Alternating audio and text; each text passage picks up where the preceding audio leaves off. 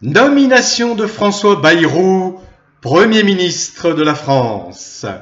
Ah, il se dit, dans les couloirs du pouvoir, il se susurre, il se chuchote que le François de Pau aurait usé, oh c'est pas bien, hein, du chantage pour obtenir son bâton de maréchal, ce après quoi il court depuis son arrivée en politique.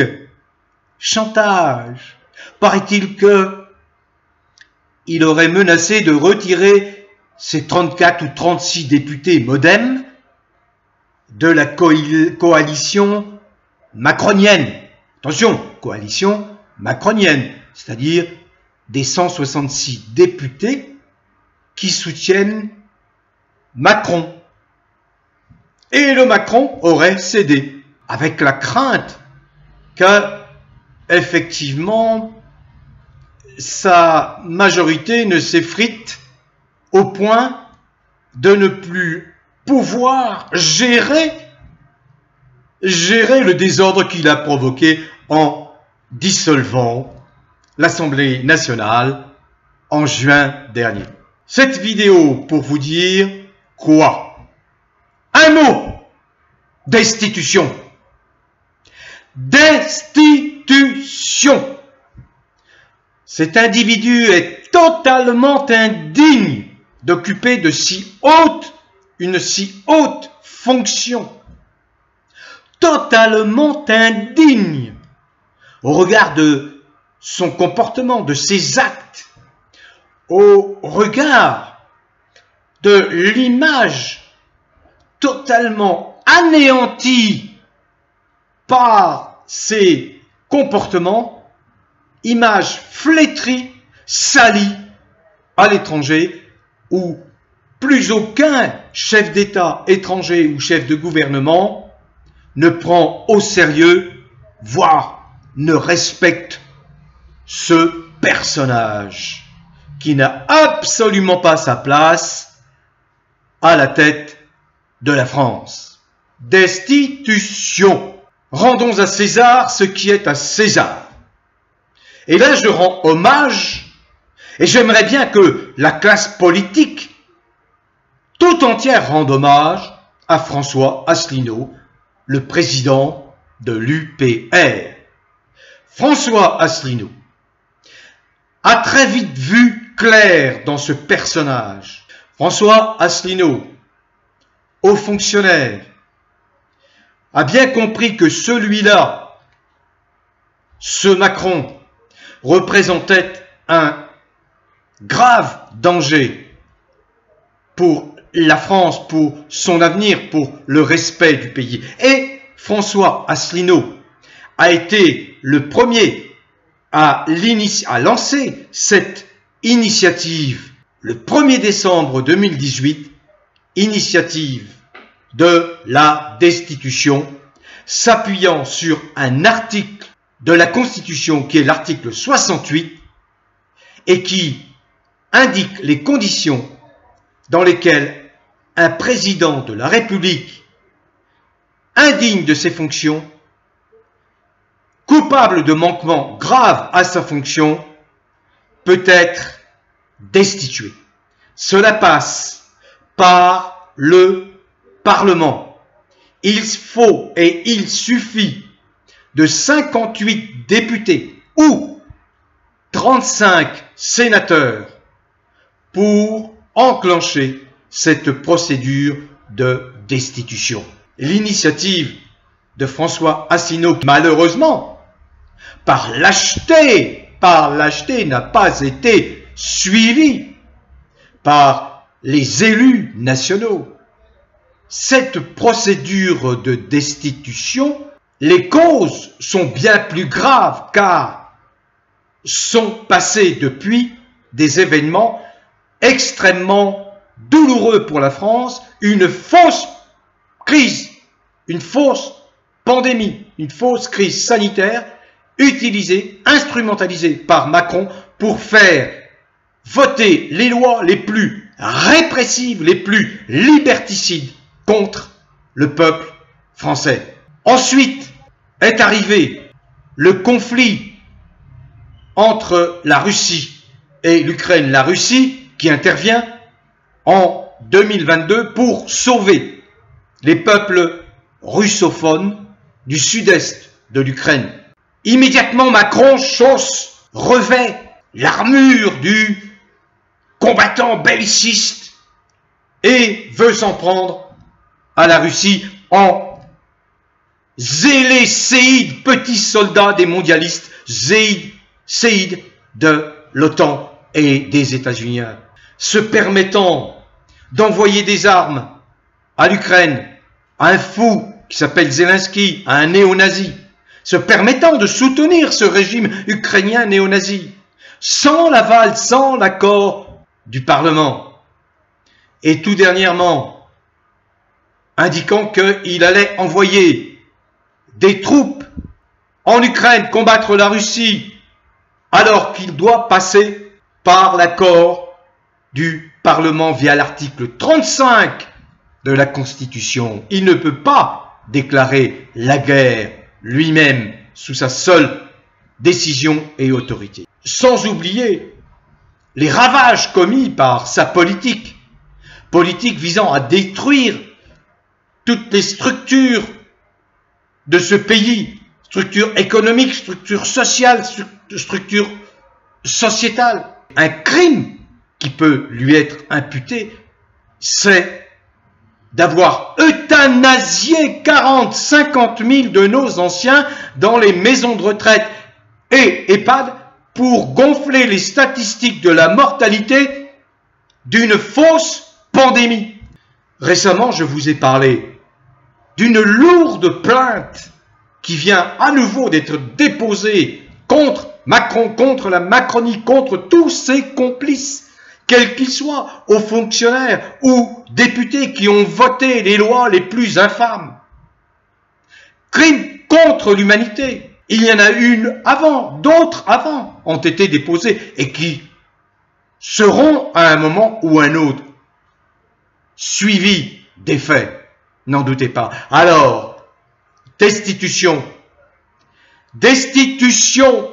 Voyez ce qui vient de se passer il y a quelques jours en Corée du Sud. Eh bien, en Corée du Sud, les députés, après un premier échec, ont adopté une motion de destitution contre le président de la République, Yoon Suk Yeol, qui voulait instaurer, proclamer la loi martiale dans la nuit du 3 au 4 décembre. Voyez que lorsqu'il y a la conscience des représentants nationaux d'un danger grave mettant en cause l'existence même du pays, voyez ce qui se passe en Corée du Sud. Eh bien, honneur à ces députés sud-coréens qui ont chassé leur dangereux président. Il y a eu d'ailleurs un antécédent en 2016, déjà en Corée du Sud, où le chef de l'État de l'époque a été destitué. Il y a des précédents, notamment au Brésil. La présidente du Brésil, à un moment donné, une proche de Lula, a été destituée. Mais la procédure la plus retentissante, c'est celle qui a touché en 1974 le président Nixon, après l'affaire du Watergate, qui l'impliquait dans des écoutes frauduleuses de ses adversaires démocrates. Il a été démasqué et une procédure d'impeachment a été engagée contre lui. Il n'a pas attendu que cette procédure arrive à son terme et en août 1974, il a préféré se démettre de ses fonctions. Il a été remplacé par Gerald Ford à la présidence des États-Unis. Alors revenons en France. En France, malgré les appels répétés d'observateurs comme Verdi, la classe politique est restée indifférente, ne s'est absolument pas intéressée à l'initiative de François Asselineau, qui aurait pu dégager le paysage encombré par la puanteur macronienne, le dégager beaucoup plus tôt. Là, nous nous approchons effectivement de la délivrance avec ces motions de censure, cette motion de censure qui a dégagé Barnier et une autre qui dégagera immanquablement Bayrou. Mais enfin, un parti politique a pris la mesure de la gravité de la situation, la mesure des dégâts considérables causés à la France par Macron. Constatant que malgré 2 défaites retentissantes en 2022, élections législatives, Macron perd, et à nouveau en 2024, après avoir dissous l'Assemblée nationale, Macron perd à nouveau de façon cinglante, malgré cette histoire de front républicain qui lui a sauvé la mise au moins un temps, qui lui a sauvé la peau au moins un temps. Eh bien, ce parti politique, pour ne pas le nommer la France Insoumise, sous l'influence d'un excellent député qui s'appelle Antoine Léaumont, a rompu avec l'indifférence et a compris le sens de l'initiative de François Asselineau en engageant lui-même la procédure de destitution contre Macron. Nous étions début du mois de septembre. La France Insoumise ayant bien plus de députés que nécessaire pour engager la procédure, la France Insoumise ayant 72 députés, elle a engagé, avec le soutien de quelques autres députés, elle a engagé la procédure de destitution. Ainsi, le bureau de l'Assemblée nationale a officiellement voté le lancement de la procédure à l'encontre de Macron en vertu de l'article 68 de la Constitution. Sauf que, quelque temps après, qui a fait obstacle au déroulement et à l'aboutissement de la discussion en séance plénière au sein de l'hémicycle de cette procédure de destitution? Le Rassemblement national, qui porte une responsabilité historique, ne lui en déplaise. Il est un des groupes les plus importants de l'Assemblée nationale.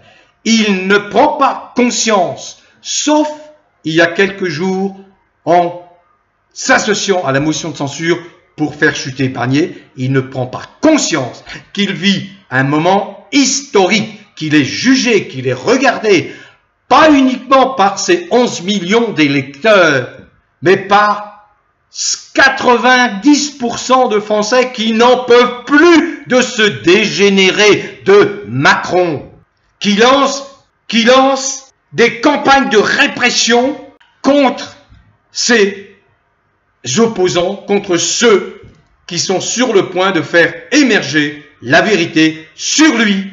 L'heure est venue de vous engager, les députés, s'il vous reste une once de dignité, dans la destitution. Une pétition est toujours en ligne sur le site de l'Assemblée nationale. Une pétition qui vise à atteindre 400 000 signatures. Pétition à l'initiative de la France Insoumise pour destituer Macron. Cette pétition recueille à ce jour 386 476 signatures. Il en manque très peu pour atteindre 400 000.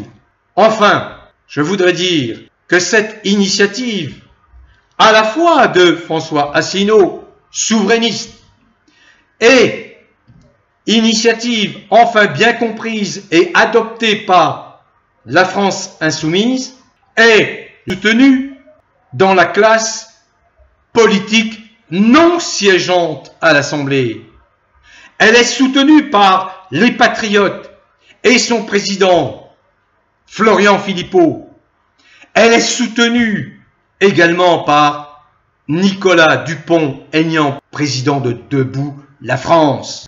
Elle est soutenue, voulue, souhaitée, espérée par une immense majorité de Français. Il faut arrêter le massacre macronien très vite. Macron s'en prend à tout le monde, Regardez son programme EVARS qui s'en prend à nos petits gosses à partir de l'âge de 3 ans. C'est proprement scandaleux de s'en prendre aux enfants. Derrière cela, il y a la volonté de Macron, des mondialistes, de légaliser la pédophilie. Vous allez être complices, vous, les députés et sénateurs. Vous, les députés, vous devez intervenir pour interrompre ce massacre. Nous ne sommes plus depuis très longtemps dans une démocratie. C'est le règne de l'arbitraire. C'est le règne de la dictature pure, dure, d'un fou allié qui s'appelle Macron. Voilà. Alors, destitution.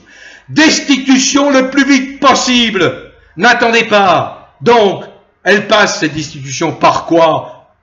Je m'adresse au Rassemblement national et je lui demande de prendre enfin conscience de son rôle majeur. C'est de bouter dehors le cloporte de Pau. Après cela, destitution. Tous les électeurs n'attendent qu'une chose, c'est de retrouver un pays où il fait bon vivre, où on peut respirer normalement et où on n'a pas un déglingué dégénéré à la tête du pays qui ne pense qu'à une chose, nuire, nuire et nuire encore. Bon vent à tous. Prenez soin de vous, portez-vous bien, continuez inlassablement à cultiver, développer le bien-être pour vous, pour vos proches, pour vos amis. Bon vent à tous.